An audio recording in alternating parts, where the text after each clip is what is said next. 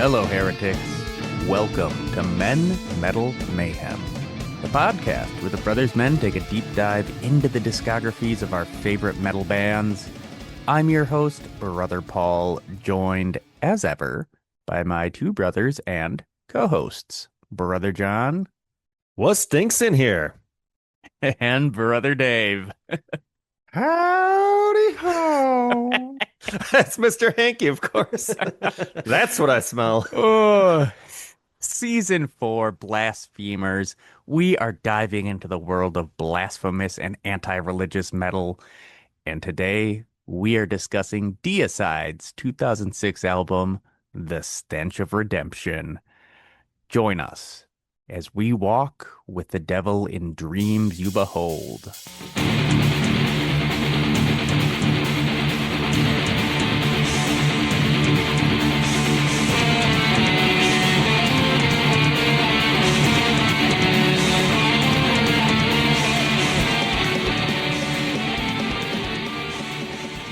Released August 22nd, 2006. Brother John, give us the top hits of the day. Tell us what you were up to and hit us with your album highlight.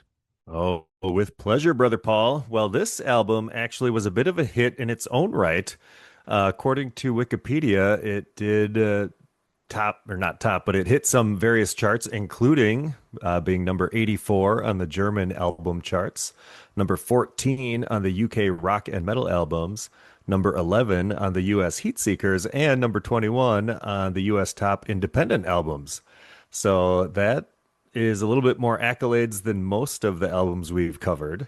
Thought that was kind of interesting. But as far as the general top 40 mainstream radio hits of the day, number one, coming in hot, London Bridge by Fergie.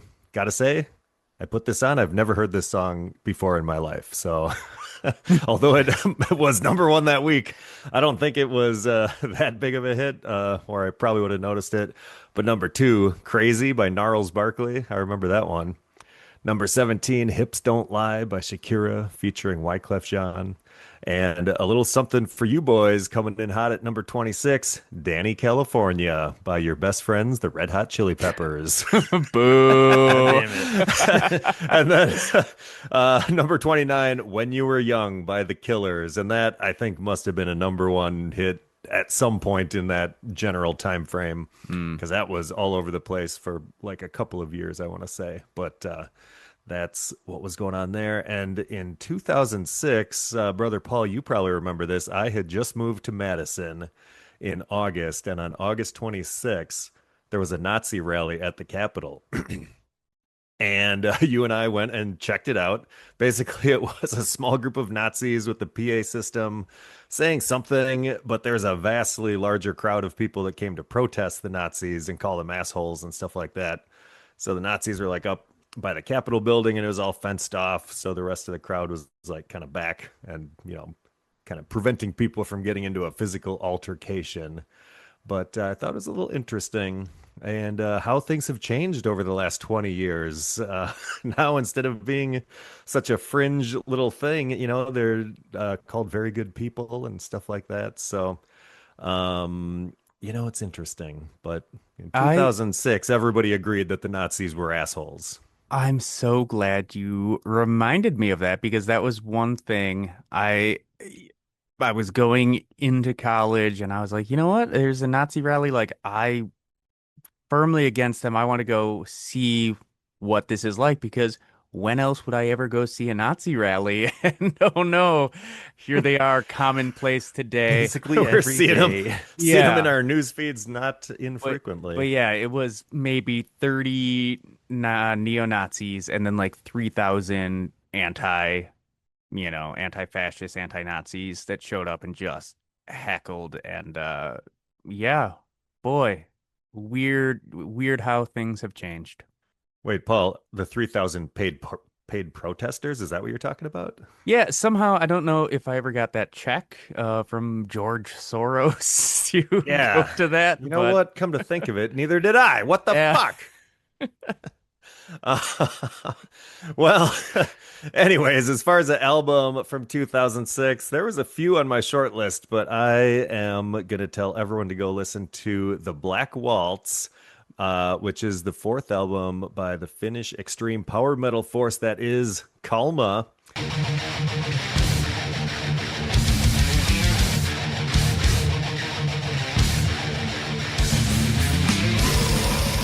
And this is a pummeling one.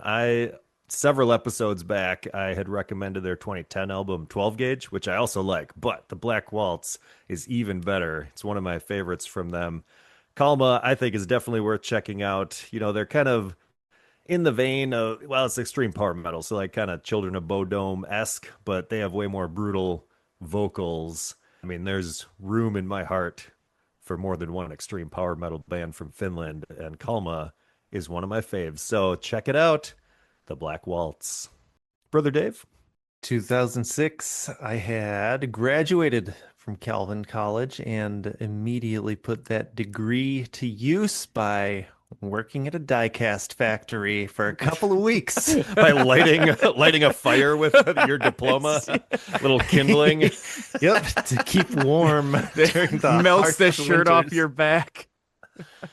Uh, man, that was an odd time because right after I left Calvin was when I lived in four separate places over the course of the next 2 years. I just moved every 6 months, and that sucked. Shortly after the diecast factory, I accidentally quit that job and then found myself working at Babies R Us and Beaner's Coffee. Beaner's has, of course, renamed itself to Big B Coffee because Michigan finally discovered the racism exists and it shouldn't be in your company branding. So they got Hold that on, one though. all. Oh, sorry. You said you accidentally quit the job. I feel like maybe you told us about, but I do not remember how you accidentally quit that job. What happened there? It was through like a temp agency or a placement agency or whatever the hell they're called.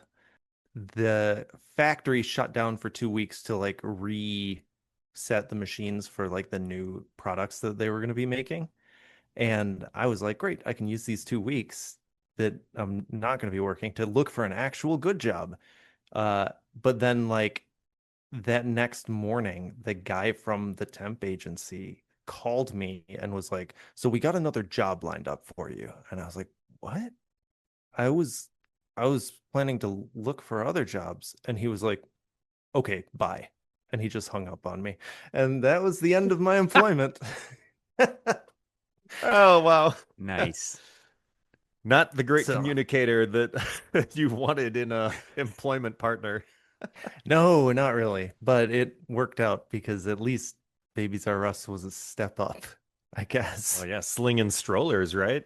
Hell yes, slinging baby gear, what they called the big stuff. Is this why you don't have children? Because you worked at that store and just hated it? I mean, that could have been part of it. And also, I got to hear Shakira's These Hips Don't Lie so many times every day. I think the soundtrack they had was like 2.5 or 3 hours long, and it just looped. So I would hear the same song like 3 times every single day. And Hips Don't Lie was certainly on there. It's kind of like driving anywhere with my kids, except it's the same Lanky Box songs and K-pop Demon Hunters and other things in that vein. Yesterday it was the Baby Shark movie. I forget the name of it, but we listened to that soundtrack. Good couple, 2, 3 times. Sounds thrilling. So speaking of good music, a ton of good music came out in 2006. And I gotta highlight a band that I know I've talked about here on the pod here and there, but I don't think I've ever given them a truly legit shout out.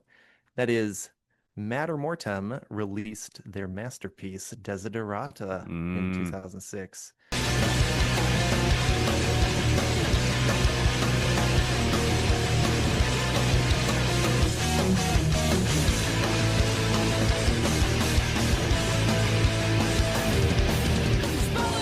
And they are a Norwegian progressive metal band. They have a lot of jazz influence, but it stays as an influence. They're not a jazz band by any means, but I think that that influence shows up in like the chords they use and how they do harmony and like the little flares they throw in all over the place.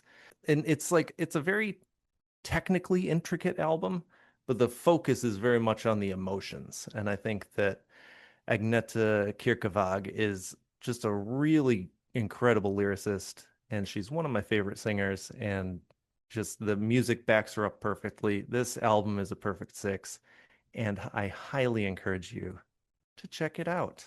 Brother Paul, what were you up to? Well, brothers, 2006 will have to wait because I have another concert report. This past Tuesday, I went out and saw Emery and Anberlin play, and those were both stalwarts of the early slash mid 2000s Christian kind of tooth and nail rock scene. Anberlin was doing a 20th anniversary tour for their Never Take Friendship personal album. Man, and that album was huge in my high school era. So it was really cool that I got to go see this concert with my friends Rachel and Casey, both of whom I have known since high school. And I've seen Anberlin a bunch of times. They always put on a good show. Emery, I wasn't super familiar with, but they were great. Although my wife came with us and she said, too many people on stage, too many people singing at once. Didn't care for it.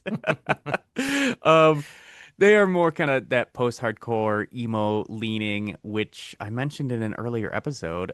I'm really into that. So I loved it. And their percussionist slash unclean singer looked a bit like Tommy Giles Rogers from BT Bam. So every time he would like come and like scream, in the crowd, and I was like, is this just Tommy Giles Rogers, like his side project? And they did just an absolutely stellar version of Phil Collins's "In the Air Tonight," which just it hit so good. So overall, it was a fun show. I'm glad I got to go with some good friends and just get kind of nostalgic about the music I loved, back in high school. Hey, speaking of concert reports, I have a slight addendum to the Death Clock concert report, and that is the Ticketmaster elected to refund the full face value purchase price. I had foolishly gotten my tickets from some reseller because I Oh just, no. I Googled it and I clicked the link or whatever. I was like, oh, this don't really know what etickets.com is or whatever, but this must be who's selling it. And Jack's pretty good I just, tickets. yeah, I know. I got the tickets and then it's like, we'll transfer them to, I was like, what the fuck is this? But I'd already paid. And I was like, man, this is kind of expensive. But actually, so we got a refund of however much, and it was like minus the processing fees. So I ended up being out like $30, but that's not bad for No. the fun that we had. I still wish we could have just seen the whole show. But Ticketmaster did even refund the parking that I prepaid for through Ticketmaster. So, Oh. it, and when we got there, it's like, well, I paid $35 for this park. It's only $30 here. But then got the refund because, it was, the show was canceled before it was done. Little silver lining. At least we got most of our money back That's good. from the canceled show. Yeah. Well, that's 3 episodes in a row where we've had concert reports. So your boys are out there being social. Brother Dave, every tour I see, bands are going through Tempe. You gotta go out and see somebody to get a concert report. I really do. I Yeah. have to stop being such a hermit. Just do it. Do it. Well, with that, let's move over to my album from 2006, and I am gonna go with Ahab's debut album, The Call of the Wretched Sea.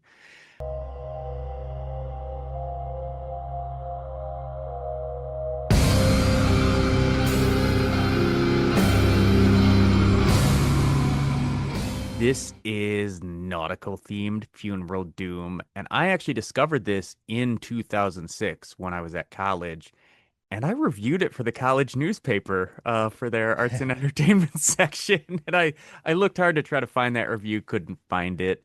But this album it's really the pinnacle of what funeral doom should be. It is slow and oppressive. It feels like it is dragging you to the bottom of the ocean. And though I don't listen to a ton of funeral doom anymore, I still like to come back to Ahab because they just do it so well. So let's look at some of the contemporaries of Deicide, who had albums in 2006. And firstly, we have Cannibal Corpse with their album Kill. I really like this one. It's brutal Florida death metal, and plus, I like the idea of Corpse Grinder. He's just like this super wholesome kind of goofy dude with a huge neck. And I'll be spinning more Cannibal Corpse as background music while at work. It was really enjoyable. And the other one I have is Decapitated with their album Organic Hallucinosis. And this is kind of a more groove-oriented death metal album, and I really liked it. But then I was like, holy shit, this album just drags and is super long. And then I looked and I discovered that the album is only 32 minutes long, and I was listening to it for the second time. So, and then there are two big band formations in 2006. One great, one terrible. We have Death Clock and Ghost, and I will let you determine which one is great and which one's terrible. But let's get onto the personnel. And playing on this album, we have Glenn Benton on vocals and bass, Steve Asheim on drums, and he is also the principal songwriter for Deicide, does all their stuff. And then we have Jack Owen on guitars, and he was a founding member of Cannibal Corpse. And then finally we have Ralph Santola on guitars. Owen and Santola are replacing brothers Eric and Brian Hoffman, who founded Deicide, and they left under very bitter circumstances, and like it was real bad blood with them exiting the band. This album was produced by Steve Asheim and released via Earache Records. And so when building this season, I knew I wanted to do a Deicide album, but knowing nothing about them, I went solely based on vibes and chose based on the title alone because The Stench of Redemption is kind of a hella cool name. And there is a song literally titled Death to Jesus, so I thought it would fit. And also, early on when I was trying to build this season, I turned to social media and asked the good people of Threads, hey, what are some non-black metal bands that are blasphemous slash explicitly anti-religious? And I got a ton of responses that were just like, Deicide, you fucking idiot. The internet. Of course. How could you not think of them? And I was like, they were already on the list. I just didn't say. I guess I'm the asshole. So 9 regular tracks with one bonus cover song brings it to just over 41 minutes long, and it kicks off with track number 1, The Stench of Redemption.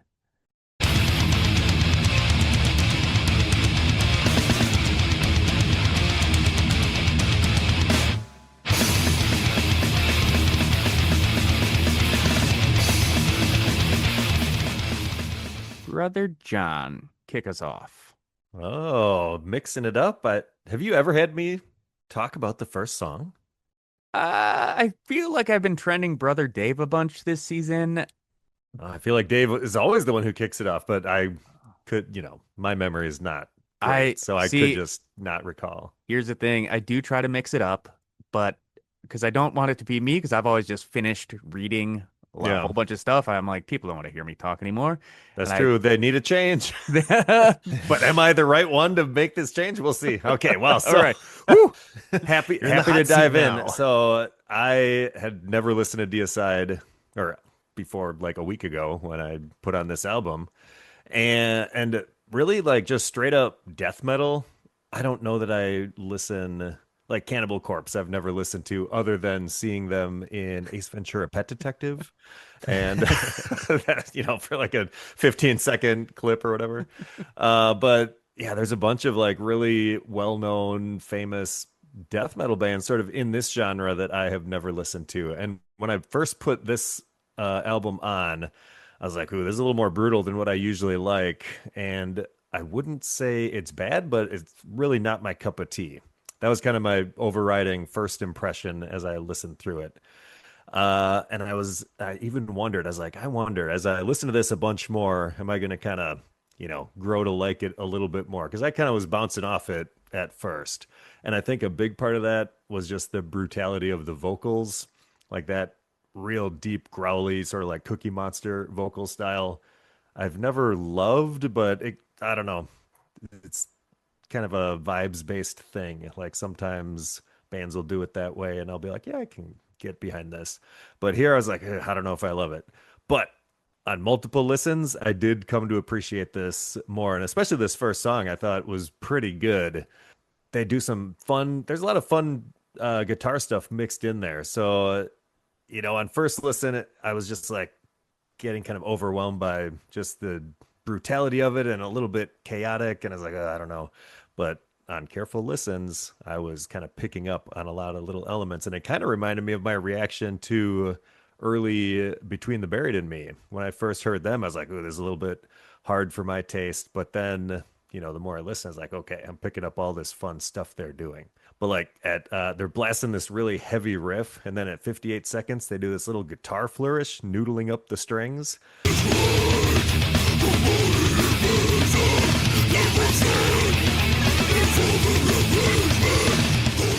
So I like that. They're throwing in some little melodic elements here and there, kind of buried in the mix of all this brutality they're laying on us. Then at a minute 22, there's a solo-y bridge, sort of extended musical interlude, and that goes on for quite a while. Then at 2 minutes and 1 second, I have marked, they really step up the shred tensity, and that part goes almost a little bit long or gets a bit repetitive, but kind of depended. Like sometimes I was like, oh, this part's getting a little bit like just keep doing the same thing. But other times I didn't really notice that. So, kind of depends on how the vibes were hitting me, I guess. But then I got to call out our segment Sick Riffs and Tasty Licks.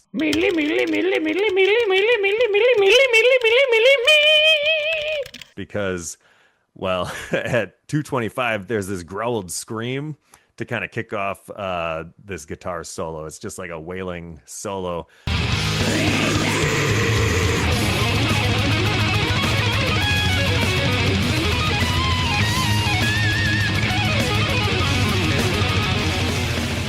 Until like 3 minutes and 15 seconds. So it's what, like 45 seconds long, 50 seconds long. So by now they've been just like laying a couple solid minutes of guitar showmanship on us. And the drums are just furiously keeping up the intensity all throughout.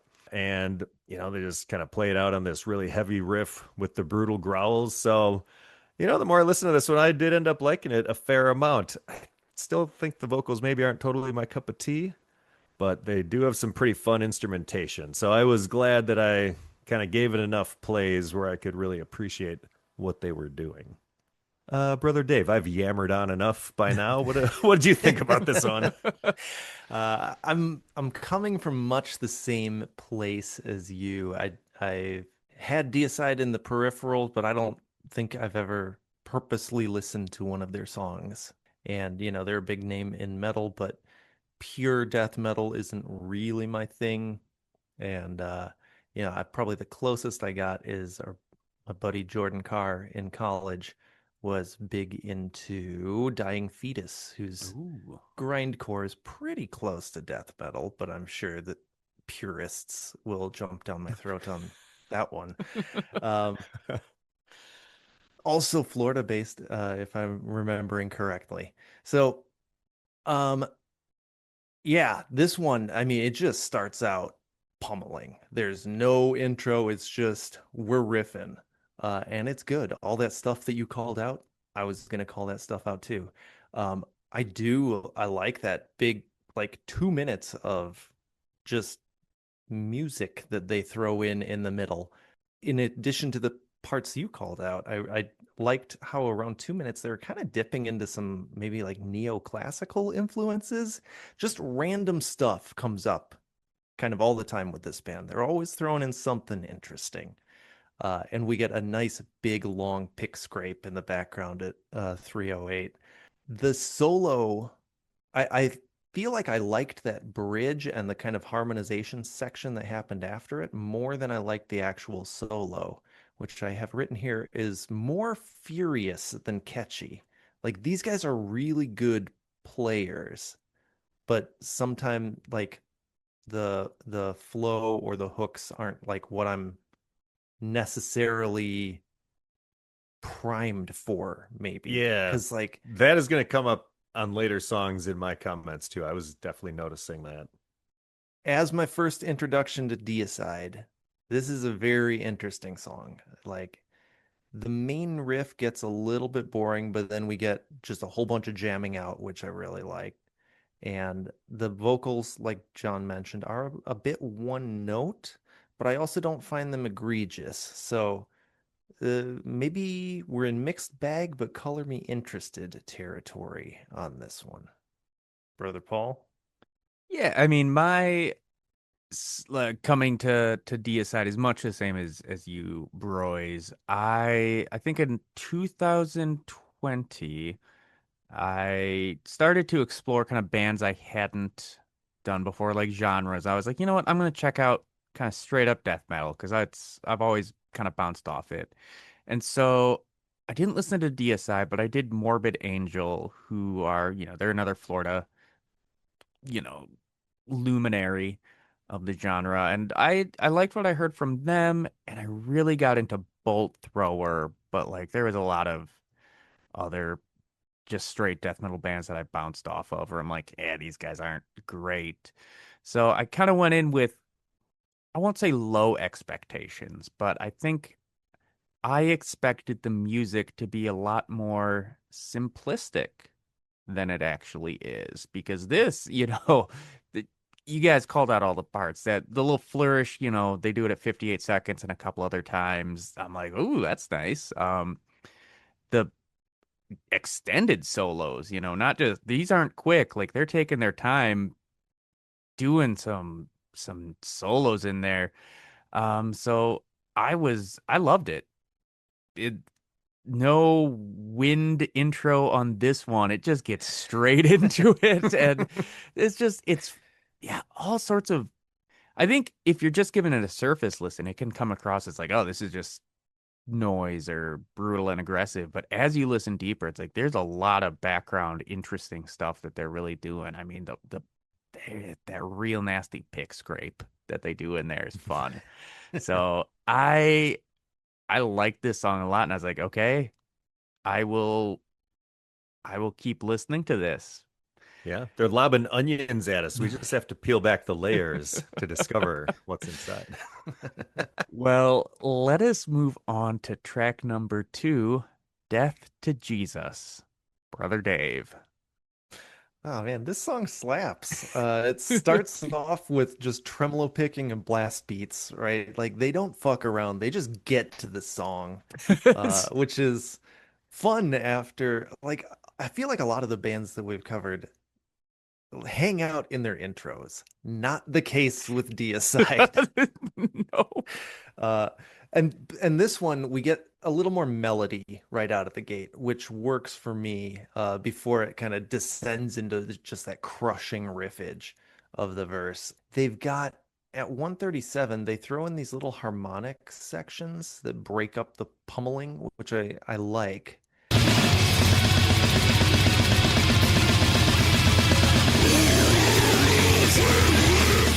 And then at 240, we get another prolonged instrumental section, which I enjoyed more than the first song. And they do a whole bunch of stuff here. Like, they have some tapping, some big bends, some sweep picking. Like, these guys are really good guitarists, and it's fun. This is a fun song, and I just like what they're doing with it. Brother John. Oh man, I feel like maybe I do need to just give this one more listens because I agree. It's pummeling and furious, and it has that pretty rad wailing guitar lead at the beginning from like 9 seconds to 17 seconds. So not too long, but it's pretty cool. But then later on, there's like a lengthy solo that starts at 244, and my notes say it just sounded something seemed a little sloppy about it, or something I just didn't totally like.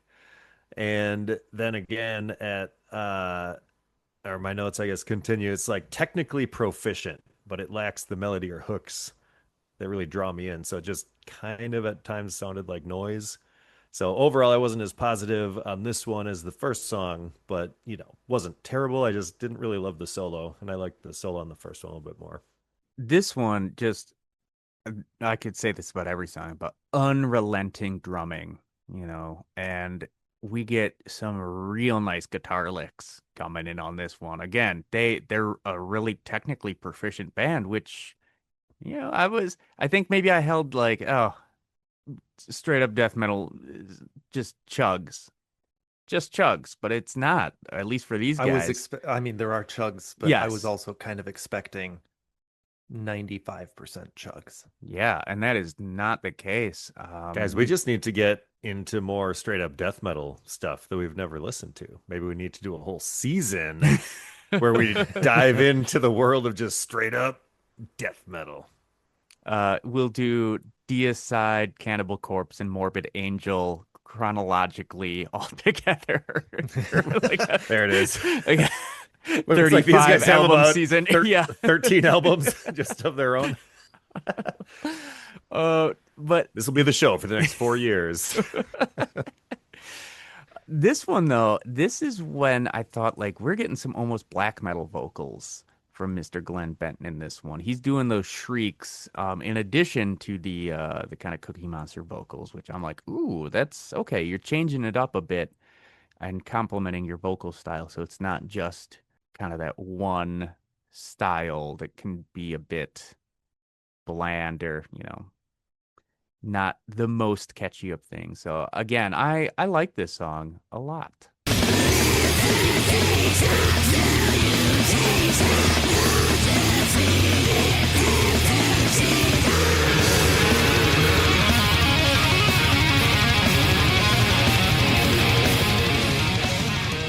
Which takes us to track number 3, Desecration. And I think the intro on this one is so good. I love the guitar sound that they have on this one.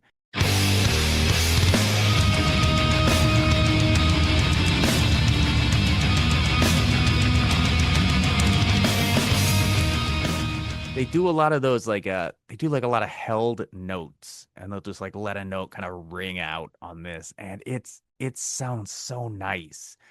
And I will say, like, the solo on this one doesn't quite land for me. It kind of sticks out oddly. But overall, this is a really crunchy song, and it's got a little bit of a slower pace, which I enjoy, and they really pull it off. Brother Dave.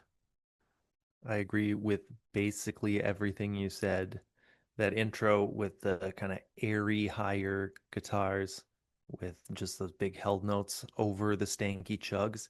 That's my jam. I Hmm. Oh, mean, yeah. Yep. that is exactly my style. Yes. It's the Dan Flashes segment. uh, and I also felt the same way about the solo. I felt like it was, technically good, but it didn't really fit this song. Though Right. as it kind of the second half when they start doing some harmonization and how it transitions back into the song, I like that part, but kind of like the first half of the solo is a little rough. And then gotta call out the 15-second scream that he does at Yes. 131. Yes, thank you. That's a growls and howls right there. Yeah, yeah. Let's open up that section for 15 seconds. Oh, it's then amazing. close it. Very long, very evil. Mhm.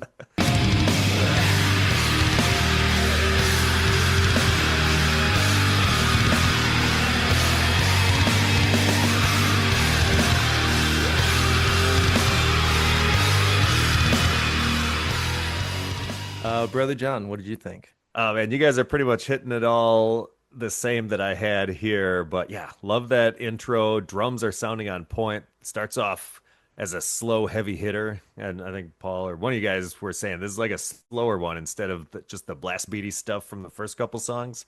So it's got a fun pace, but the drums are just like unrelenting in it. And it has sort of an ominous vibe and tribal pounding of the drums at parts. So that is very nice. One thing I did notice, and this is in not every song, but I noticed it throughout the album. He has sort of a sing-songy delivery in his like vocal cadence as he's delivering some of the lines. This was quite noticeable, I thought, at about 2 minutes and 41 seconds in this song. But I do like the tone and depth of his voice on this one is just striking me a little bit better than some of the first couple songs. But then they're doing this big building thing and it's becoming more and more intense. And then at 3 minutes and 3 seconds, they just send it all off the rails with that weird Fidelity solo. And it just seemed out of left field to me. And then that goes on for like about 40 seconds. And then they go back to the part of the song where it's kind of building up. And it's like, okay, nice. But now the intensity was kind of waning. So I guess they were like building up to this solo that didn't really fit. And that was like the climax of the song, kind of. So I feel like, oh man, I was hoping and kind of expecting something different, where it would just like unleash and be brutal, but then they kind of like changed the tempo and the solo. I don't know. I didn't like this solo. So, but yeah, a lot of good stuff in this song, and then it all off the rails for like 40 seconds. Yeah, Hard to say. I will say, I noticed like the cadence of some of the lyrics and lines that he does. It does have that kind of sing-songy nature you said. Like I noticed that as well. Like the cadence is kind of Yeah, like da well, da da yeah. da da da da da da yabba da ba ba da ba ba da ba. Sort of like, Yeah. yeah. Which in stark contrast to Dark Funeral who we did last week, which was just I don't know, there was no cadence. It was just It's taking the I early soil work yeah. playbook. yeah, like reading these lyrics, I thought it was kind of funny how much he stuck to meter hmm and to a rhyme scheme, even given how guttural and distorted his vocals are. He could have gotten away with doing much less here. And I don't think anyone would have cared, but like he wrote it as poetry. Yeah, and it all Yeah. rhymes. You just Well, wouldn't necessarily know it unless you read it. yeah, well, speaking of the lyrics, let us open up our segment, Lyrical Tactics, Vocal Gymnastics. Lyrical tactic, vocal gymnastics. Because I think this is kind of a good uh it's indicative of the rest of the album. It has a lot of the same themes that show up throughout this one. Um the first line, Children of Satan, it's time to bring pain. Which is just a whole I don't know. That's I like that one. But this is about making war on Christians. But the line that really sticks out to me is retribution for what has been done by the churches. So it's talking about, you know, forcing holy men to tremble and burning temples and all of that and grinding their religion into dust.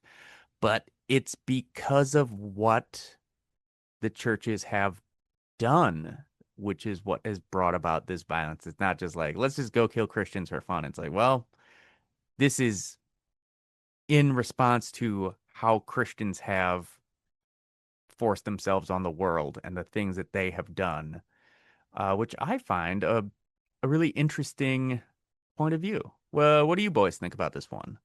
I also found it a interesting point of view. Reading through these lyrics kind of more broadly, other songs too, I felt like there's not much theology here, right? Maybe this is like their sixth album, so maybe they get hmm into that in their past albums and they're kind of over that. But so maybe I don't have the full Deicide backstory, but it's mostly just like a reaction to Christianity. And it feels to me like the rejection of God comes because it's a rejection of the Christian church, not because they're actually making much of a truth claim at all about hmm God, which I get it. The church has been pretty shitty for a lot of history. Pushing back against that makes sense. Whether or not we're going to go to war and murder a bunch of people, it's kind of another story. But just like the general thrust of where he's coming from, I get it. Yeah, I think you guys pretty much summed it up. I wonder, like, was there anything specifically, like, personally done to the singer here? And I forget his name, but like, that caused him to have such animosity towards the church? Or I wonder if it's more just like seeing what the institution has done and seeing the bad things it's done in particular and reacting to that. I don't know. Didn't find anything about that. I didn't dig very deep. Yeah, I'm always curious about that because I mean in another song, in the first one he says, bow to a god I will never want. And I do want like I believe his parents are Christian, so one would assume that he was raised at least nominally Christian. So you Yeah. wonder what happened to make it so personal because he seems very anti-religious and anti-Christian. And so you wonder if was it something specific or is it just like eventually you look around, you think there's so much bad. Like, it's got to outweigh whatever good the church has done to see all the horrible things that are being done in God's name by people professing to be Christians. So, Yeah, but there was, I don't know if I was maybe just reading this on Wikipedia, some snippet of an interview with him where he was basically saying that he doesn't hold people's beliefs against them. Like he'll still, talk with people. He's not going to like mhm. write off his parents from his life or anything just because they are Christians. So, some pretty pretty strong rhetoric in the songs, but maybe that doesn't totally carry through to his personal relationships. So it could just be somewhat theatrical. I don't know. Hard to say. I don't know. I don't know the guy. Don't know hardly anything about him. We'll have to have him on the pod so Yeah. we can dig Give us deep the into his scoop. past. Yeah. We should have had him on a guest on our season 3 Jesus Freaks. So Oh yeah, see for what the we got the point and the counterpoint. yeah. Chime in with his thoughts on the Newsboys. Yeah. Glenn, what do you Yes. what do you think about this? Their lyrics. I Uh, think that would be fun to do. It could be a lot of fun, actually. Yeah. Well, with that, let's move on to track number 4, Crucified for the Innocents, Brother John. oh, the intro riff on this one shreds pretty hard. So they're back at it. And then again, I'm gonna call out our segment Growls and Howls because from 40 seconds to 46 seconds, it's the background vocalist this time screaming, but it's pretty epic. So I liked that part.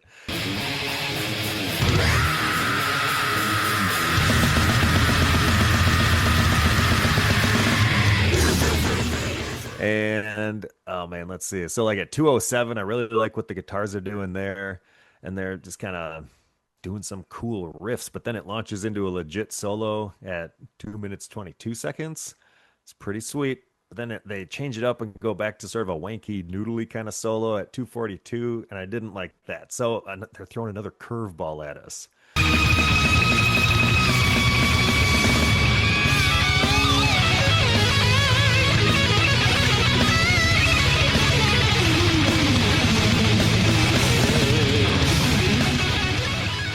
So again, like some of the solo-y stuff they're doing, I really like. Some of it, it's like, no, miss me with that.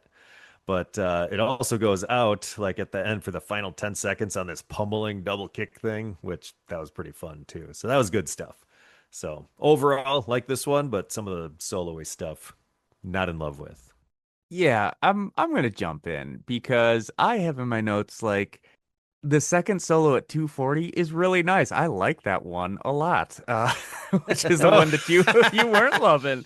that's Yeah, too noodly for me. I don't know. yeah. Well, I think it was just like I think it's because it played with my expectations and showed that they are more technical than I imagined. That I'm like, oh, this is so much more fun, and it gives such a technical aspect to this music that yeah, the chugs and the vocals can just be a bit one note. I mean, so I think now's a good time because you guys have talked about the vocals.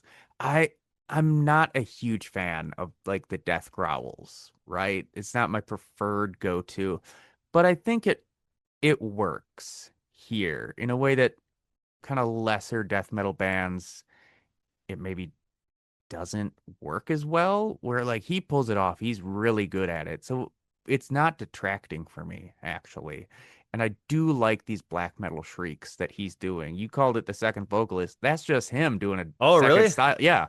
Oh, nice. I did not So know. yeah. So and if he can make you think that he's two different guys, like that's a win right there. Like that shows just how versatile he is. So I think they do need that second style in there to just keep it fresh and interesting, but I think it works. But yeah, this song, God, they got a lot of harmonics that they're throwing in here on this one, and just more of that unrelenting drumming. So, brother Dave. I'm surprised neither of you boys brought up the false end that we get at No. 3 minutes 14. Our good friend, the false end with a hard stop, and then they launch back into the last third of the song or whatever it is. Yeah. Yeah, I I like the solo. The second half of it goes into halftime, I believe, and it's only like a 30-minute solo, 30-second solo. It just turns into Matthias Eklund there for 30 minutes of him walking around. Yep. Just counting his weird time signatures in conical. Yeah. Oh, Matthias Eklund, never change. I do like what they're doing with those natural harmonics that Brother Paul mentioned, because they show up kind of the same a couple of times, but then he starts riffing on that idea and it turns into like some little runs and stuff. And it's just, they are always doing little stuff to keep it different from last time. They're fun guitarists if you can get into the really brutal rhythm style that it's got. This one also does have a little more melody kind of buried in it, kind of hidden in the blast beats. If you're listening closely at like 46 seconds, we do get, not just chugging, but there's some melodic lines in there. I like this one. Yeah. Well, track number 5, Walk with the Devil in Dreams You Behold. I love the slide that opens this song, and then it goes straight into a little solo.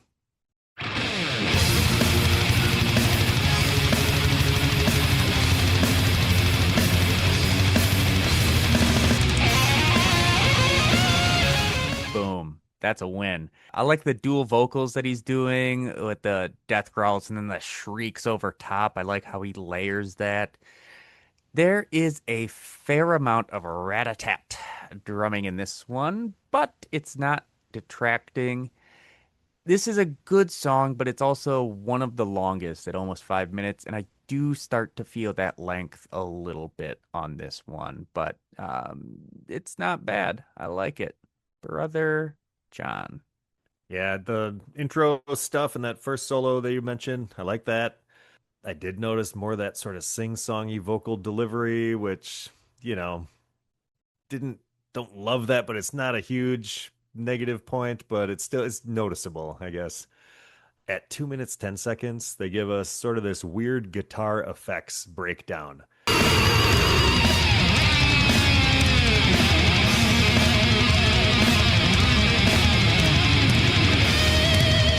Like the guitars, I don't know, Dave, you're nodding your head. I didn't love it. What did you think about this part? I thought it was fun. It was kind of a wailing solo. It did lots of stuff with whammy bar and like a lot of legato, like just picking the string once and tapping around with his fingers. I thought it was fun.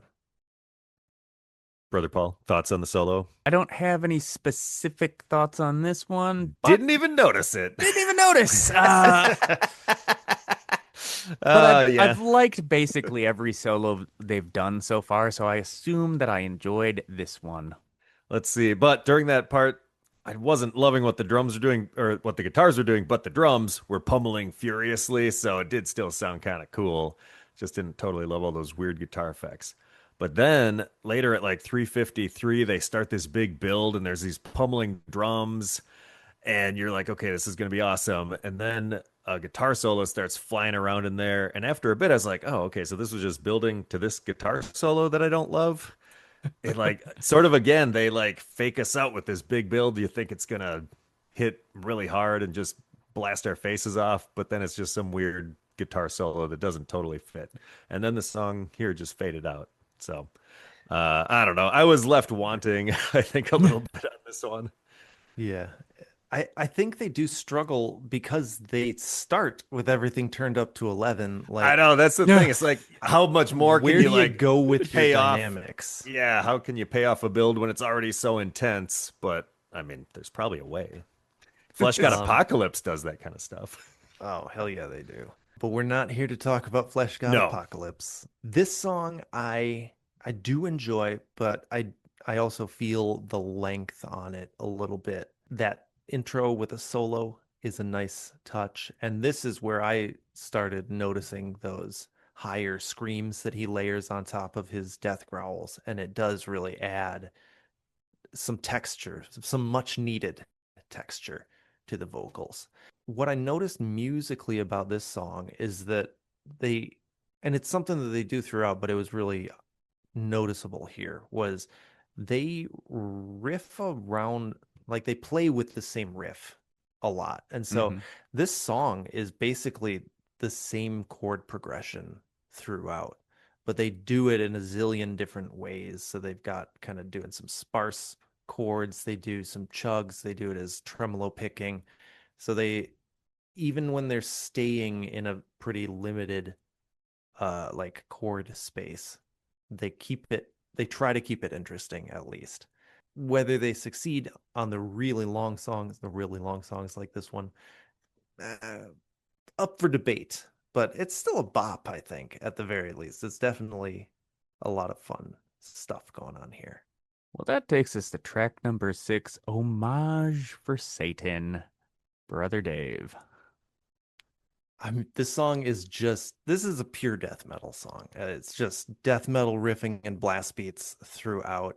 The only musical section that I've got called out specifically is at 151, where we get the solo starting over a prolonged scream.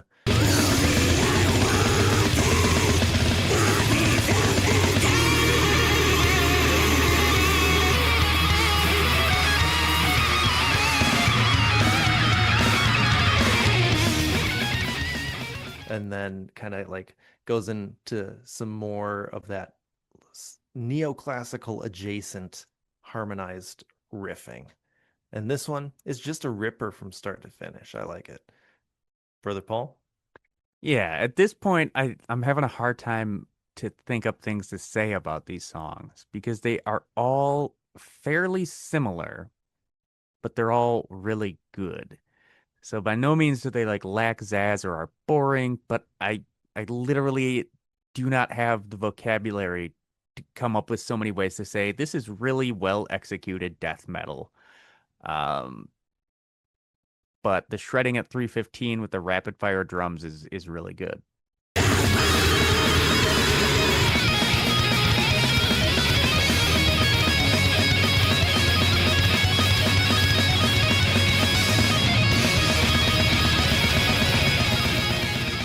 Brother John.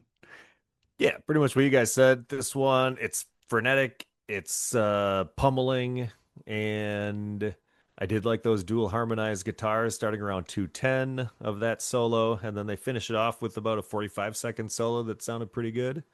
So, pretty good song, and comes with a video. Well, of course it does. So that means it is time to open up our segment. Video killed the death metal star.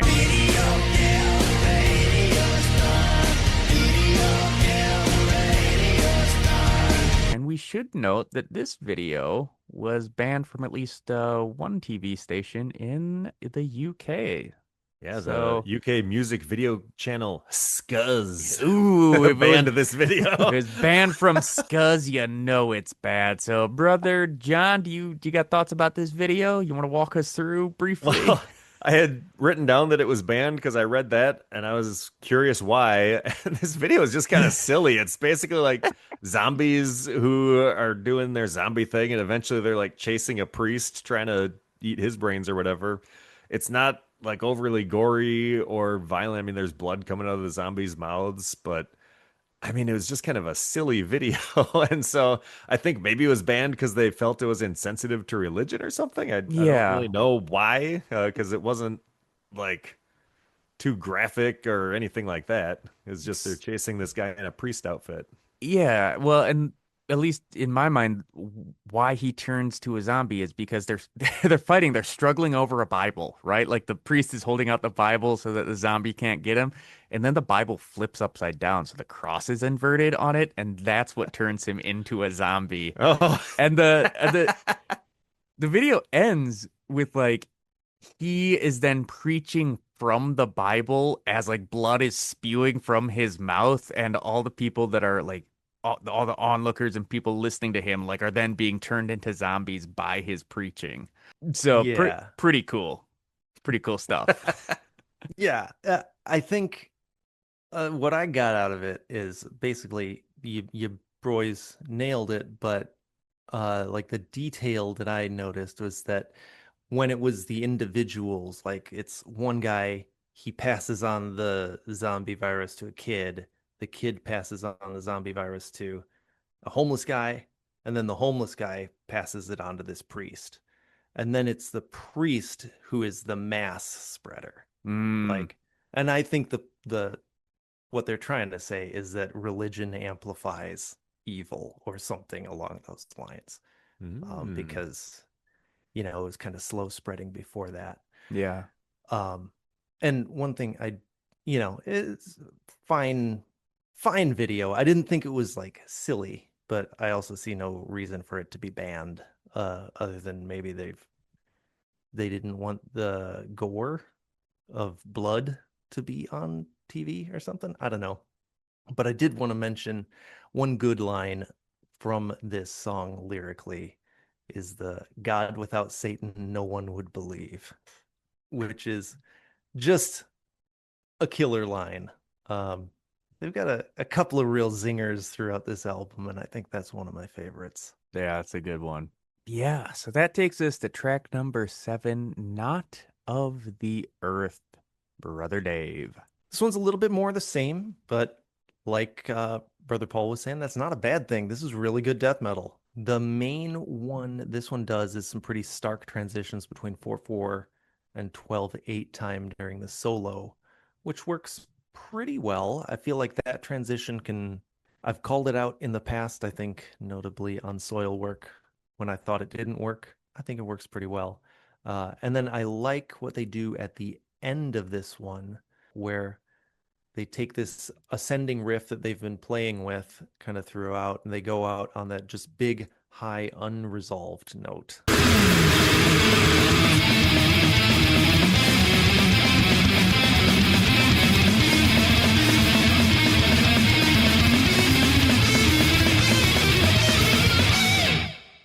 And I think when you can pull off an unresolved ending like that, I really like it. Brother John? Yeah, this one starts out with some brutal drumming and the cymbal tink sound, like when they're hitting the bell. And I always like when there's like really aggressive drums, but you can kind of hear that cymbal tink sound cutting through. Also, the guitars do a quick, strummy little riff at 18 seconds, and then several times throughout the song.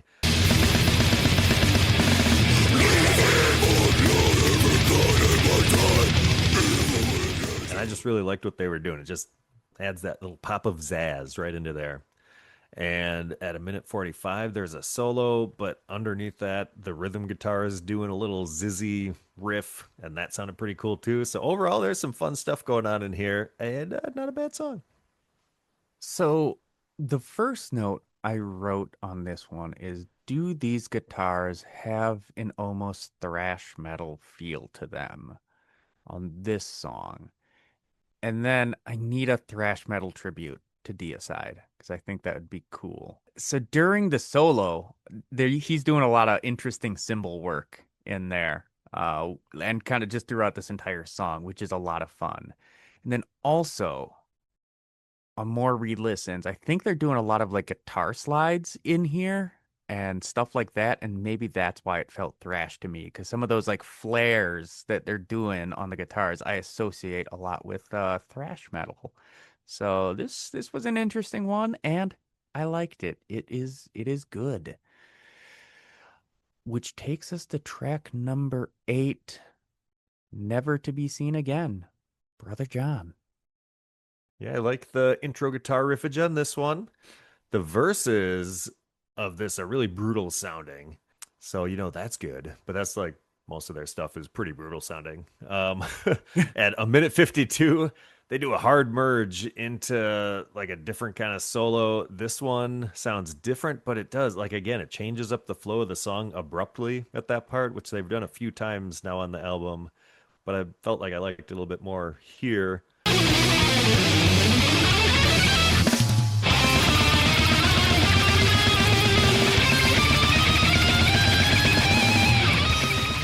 Overall, thought this was a good song, but in general, it didn't really stand out to me. I don't have a ton of notes on it. It's just more of the same, but more good stuff. Brother Dave? Yeah, I don't have much written about the music here other than the solo that starts at 138, I think is one of the best starts and like how it sits in the composition of all the solos that they've had on this album.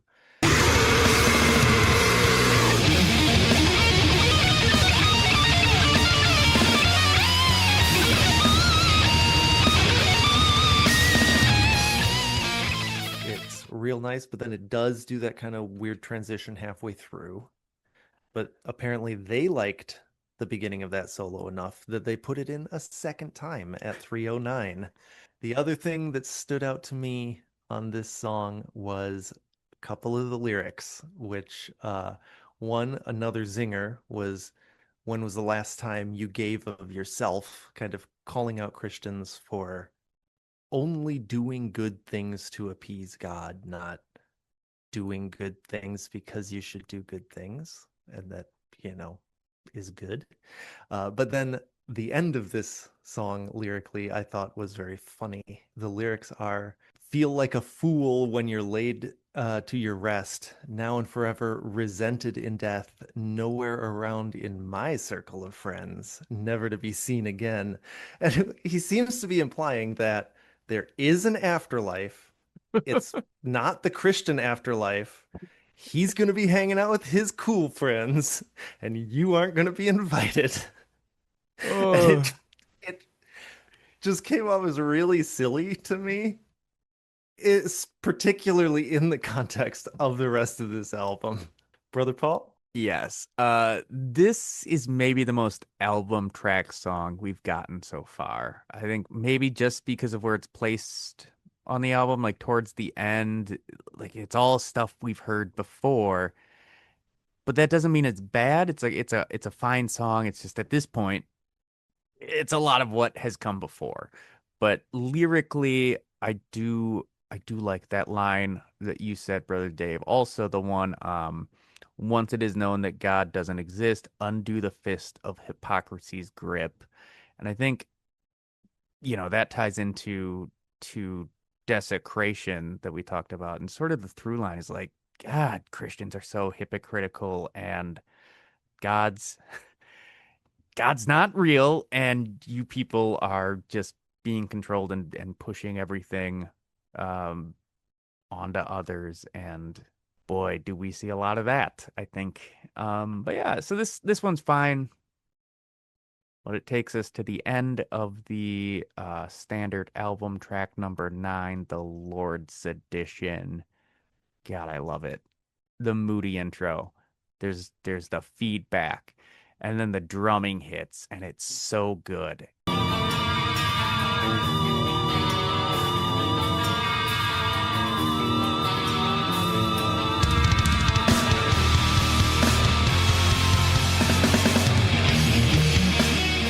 I like this kind of slow mid-tempo approach they're doing. I like that it takes a while before the vocals come in. I mean, it's basically a 2-minute long instrumental, and then it switches to another song.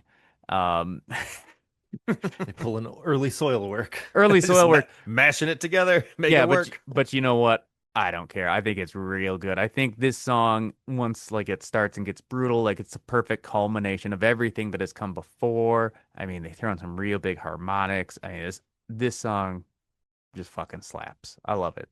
Brother John. Yeah, there's some good stuff in here. Towards the end, like I liked all that stuff towards the beginning, like with the ominous intro with that clean guitar picking and the feedback, and then kind of that meandering instrumental stuff for a couple minutes. But then later on, like starting at about 3 minutes, there's like more soloing, but it's over furious drumming and riffing, and it ended up sounding a little cacophonous for my taste. So ultimately, I wasn't super captivated by this one because it was just a little bit too crazy for me, I think. My delicate ears, you know. Yeah, the intro on this one is really the highlight. I like, I mean, we've been saying that they are great musicians, but it can sometimes get lost in the brutality. It's nice to hear them kind of just take their time and bring out that more melodic side. There's so much good stuff going on here, tone and technique wise. I feel like there's even some kind of like Nevermore similarities in there. And we all know I love Nevermore, so that's a good thing. Once we get to the song and the death metal riffage, it's kind of more of the same, with the standout being those pinch harmonics that they take to an almost comical level as they keep moving up the pitch Oh, on them. yeah. Yep.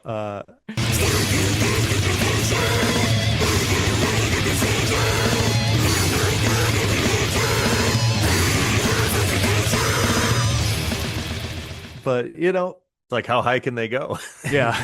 yes, and it goes higher, and you're always surprised, even on a second listen. They pull in Um, a second guitar with even higher strings and continue Yeah. on with that. Uh, as the official album closer, is pretty good. I feel like an album that's this consistent is tough to end, because where do you go? How do you end something that's just been brutality the entire time? So maybe changing it up, being a little more melodic, throwing in those crazy harmonics. Maybe that was the right move. I liked it. Well, maybe the right move was adding the bonus track, track number 10, Black Knight, which is a Deep Purple cover. And this one, it's fast. Do I love it? Not particularly, but it isn't bad. It's kind of just an excuse to noodle around, and it's relatively short. Brother Dave. Yeah, I didn't know that this one was a cover, but it makes total sense. I have written that it was like more rock and roll infused main riff. Unexpected but not unwelcome. There's a lot of whammy shenanigans in the solo.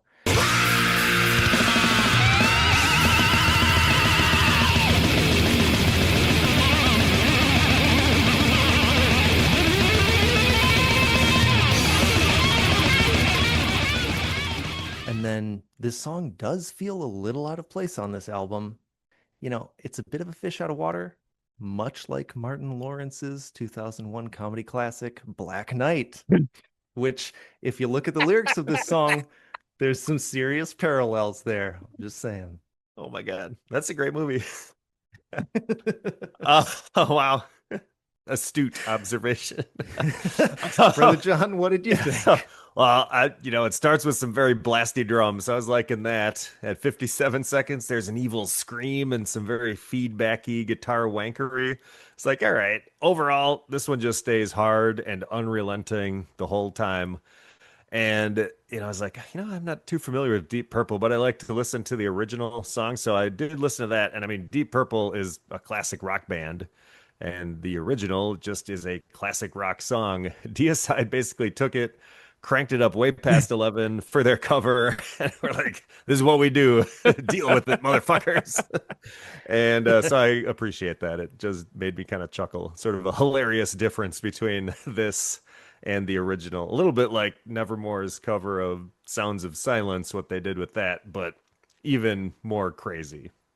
And with that, it is time to consult our blasphemy meter. And to tell us all about it is Dr. Brother Dave.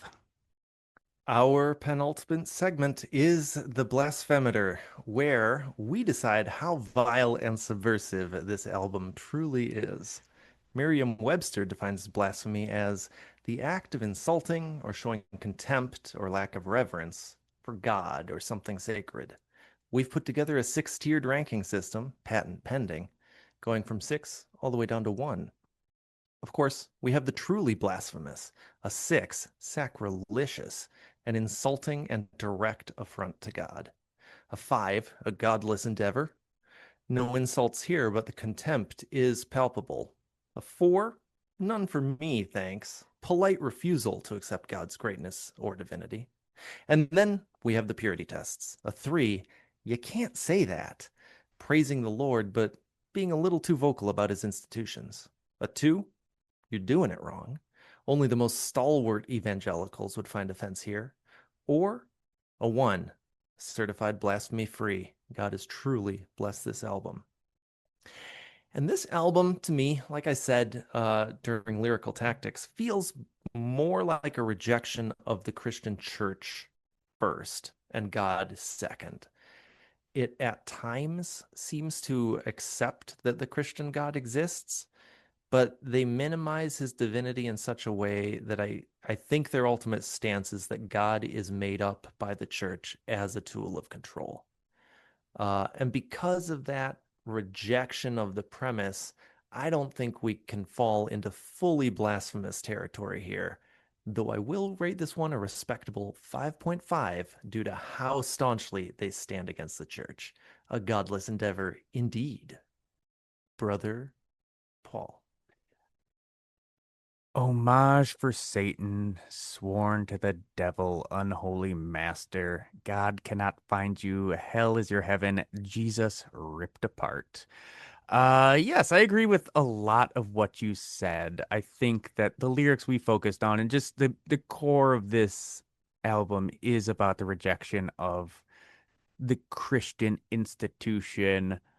But there's also a lot of lyrics about there's literally a song called Death to Jesus, and there's one about skinning Christians. So I hear what you're saying, Brother Dave. I still think there is a lot of sacrilegiousness in this one. I'm going to give it a full-on 6.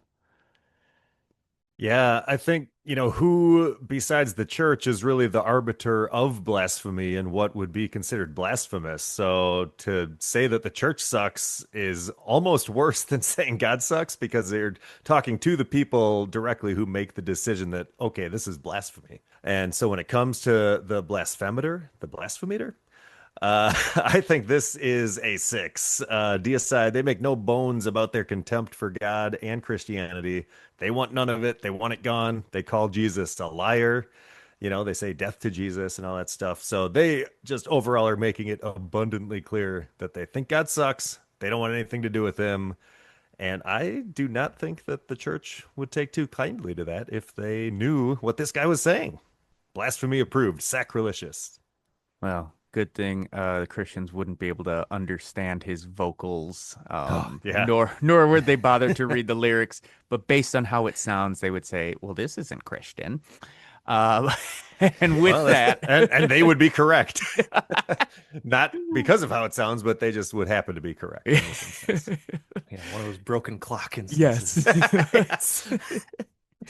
And with that, let us kick it over to our resident rankings expert, Brother John. All right, you blasphemers. Our final segment is Bop or Flop, where we decide, does the album slap or is it crap? We have honed our patented 6-tier ranking system, going from 6 all the way down to 1. We have, of course, the bops, a perfect 6, unassailable. This album is imbued with the power of the Dark Lord himself. A 5, like to stand on that thing. A banger we could easily listen to again and again. A 4, or that's doable. A very solid album, worth checking out. And there are the flops. A 3, it lacks zazz. A 2, sorry, it's not my cup of tea. And a 1, belongs in a garbage can. So I think I said up top, my initial impression listening to this album through was, this is not my cup of tea. And I was like, am I going to give this album a 2 ranking? But I held judgment. But, I disliked the Cookie Monster style of vocals. Sounds a little too chaotic for me. Didn't have a lot of hooks. And at first I was like, if this came on, I would probably skip it. It's just too brutal for me. Not my vibe. But like I said, after digging into it, my impression was a bit improved, kind of like how I initially took a little time to get into BT Bam and grew to like them. So I think at this point I'm not totally in love with Deicide, but I'm certainly not writing them off. So I think I'm going to give this a 3.6 Rontgen. Not great, not terrible. They are moving in the right direction for me, and it is something I think I will check out more and see if my love continues to improve. They're doing a lot of really technical, proficient stuff here. And I don't know, the vocals still are a mixed bag for me, but there's stuff that I do appreciate that he's doing.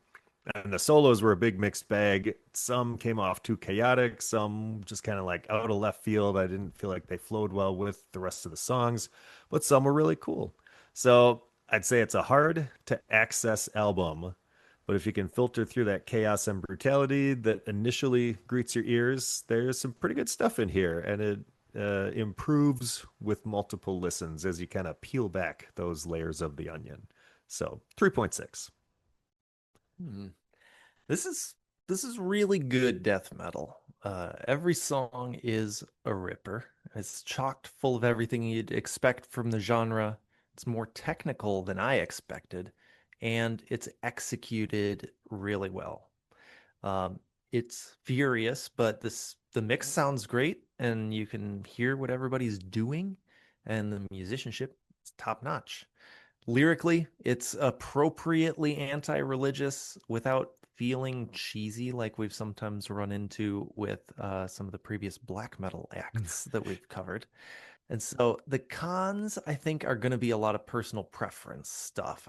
Like, I don't think there's anything really objectively wrong with this album, but it is light on melody, but I think that's kind of death metal. And it hews very closely to genre expectations, so the songs can feel a little bit samey despite being technically very good. And then, like Brother John, the largely unintelligible guttural vocals are not really doing it for me. And that's largely what we're getting here. Overall, though, I do think there's a lot to like here, and I really enjoyed getting into this album, listening to a band I had not listened to. I'm gonna give this one a very doable at 4.5. Straight ahead, no frills death metal is not my go-to genre. But after listening to this album, I think I might be diving a bit deeper into Deicide and those other sorts of bands like Morbid Angel and Cannibal Corpse because this is a really good album. There's a lot of technical prowess here, which is a pleasant surprise because I said it before. I always assumed Florida death metal was just basic chugs and Cookie Monster vocals, which it is not. The drumming is unrelenting and it's good. He's doing a lot of really good stuff. Vocals aren't my exact cup of tea, but Benton does them well, and I like the black metal shrieks that he's doing in there. So I think I'll be standing on this album for a while, and I'm going to give this one a straight up 5. Well, heretics, that's all for this week. Stay tuned for the next episode where we will discuss Onslaught's 2011 album, Sounds of Violence. Until then, non serviam, my brothers. Hell yeah, brother.